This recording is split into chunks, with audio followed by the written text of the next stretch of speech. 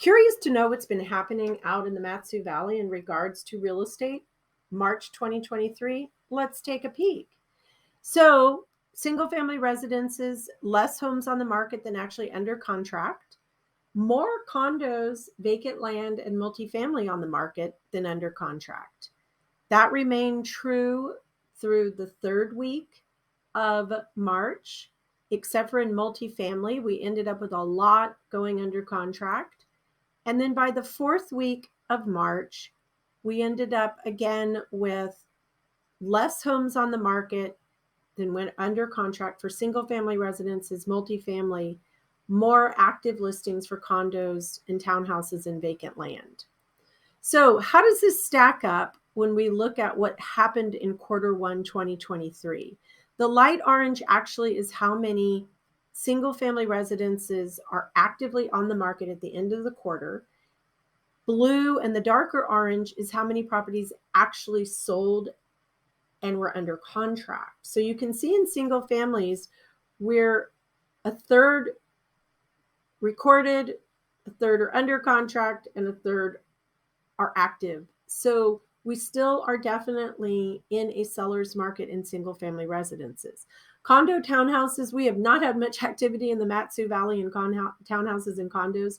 Multifamily, we're seeing a little bit of activity, very similar to what we see in single family residences in terms of the splits between actives, under contracts, and solds. Obviously, there's a lot more land for sale in the Mat-Su Valley than buyers have purchased and closed on. Let's look at comparison year to year in terms of sold properties. In 2022, at the end of the first quarter, we had closed on 426 properties, single family residences in the Mat-Su Valley. In 2023, we had only closed on 276. We closed on about the same number of condos and townhouses and multifamily. Vacant land, actually, sales were down a little bit this year in comparison to last year.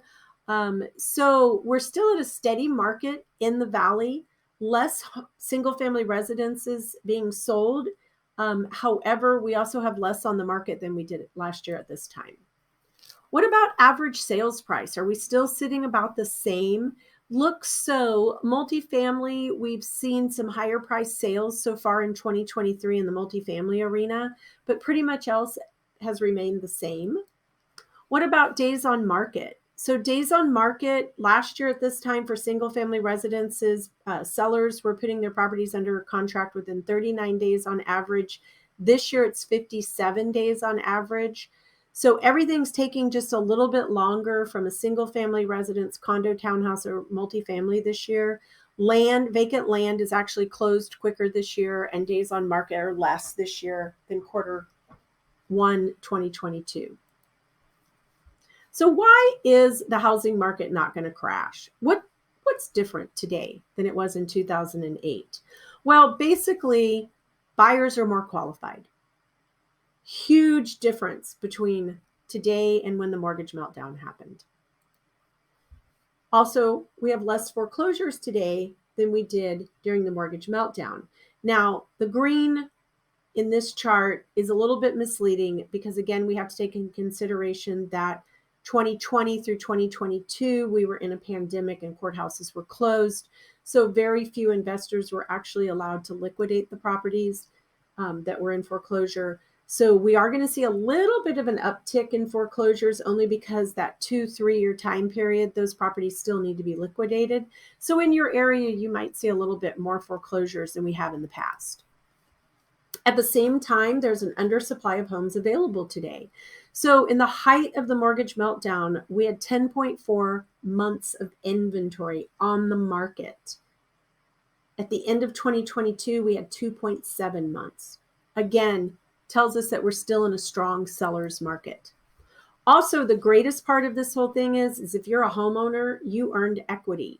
That was not true in the housing bubble. We did not see people earning equity during the housing bubble. We have seen consistent equity being earned year after year after the mortgage meltdown. And so a lot of my clients who have decided to sell because, again, financial issues happening, job loss, things like that, they actually have enough equity in their property to get out of it and have a little cash on hand when they close instead of having to do a short sale or write a check to get out of their property. How much have home prices changed? Well, during the pandemic, we saw an average equity of 39.7% in the United States. So that means that we saw a crazy increase in pricing in those 2 years. In July, it started slowing down a little bit and making a little bit more sense. And now you'll notice that we're starting to see some properties linger on the market, and we're actually starting to see some price adjustments.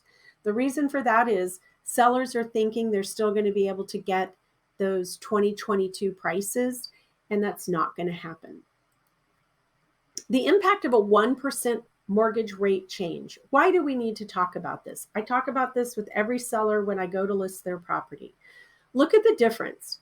If I qualify for today at 6%, and by the time we get through the home inspection period and we get to the appraisal time period and we lock in my interest rate, my payment, because interest rates went up now 1%, my payment's going to be $213.69 a month higher. I didn't do anything as a buyer. I didn't make any changes to anything. It's just that interest rate change. So imagine what buyers felt in October when rates went down from being in the 3s to up in the 6s, how that impacted the way that they look at your home for sale. Buyers are a little bit pickier today than they have been in the past, mainly because they don't have as much disposable income at the end of this because of the fact that the higher interest rate requires them to make more of a mortgage payment. So you're sitting at home, you're thinking, oh my gosh, I'm done with winter, I'm done with ice, I'm done with snow, I want to move, I'm not spending another winter here. Where are you going to go when you sell your house? Well, a couple of options. You can look at a newly built house. What's great about a newly built house is oftentimes builders make concessions, which means that they'll help pay some of your closing costs. They a lot of times team up with a lender, which means that you also get some lender discounts. Obviously, cutting down on cost and repairs. Technically, if you're buying new construction, you probably shouldn't be paying for any repairs. I would highly recommend that you get a home inspection, even with new construction. Subcontractors are subcontractors. Also, what's great about new construction is it has brand new energy efficient elements oftentimes. So consequently, that's a savings over the life of the house, and especially depending upon where you live, could be that it saves you in cooling your house, or if you're going to stay in Alaska, saves you from heating your house. What are the great benefits of buying an existing home? Well, one of the great benefits about buying an existing home is oftentimes the driveway's in, the landscaping's done, the window treatments are up, appliances are all in. Those are sometimes that are the best features about buying existing. Also, craftsmanship. Oh my goodness, looking at those hardwood floors or that beautifully handcrafted built-in bookcases.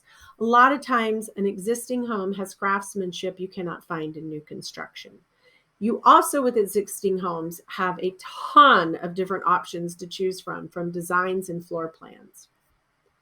I have put together a digital copy of a buyer and seller guide that's available to you. You can just email me or call me or text me, and I'll get a copy of it over to you right away. Always a good idea if you're thinking about making a move this year is to kind of start thinking about the things you need to be thinking about when making that move. Get yourself prepared. So if you have any questions, please feel free to reach out to me. I do pick up my phone. I do answer text, and I love to email. So just contact me. I live, work, and sell real estate right here in Alaska. So feel free to reach out to me, and I'll see you in my at the end of April, and find out what happened in Mat-Su through the month of April.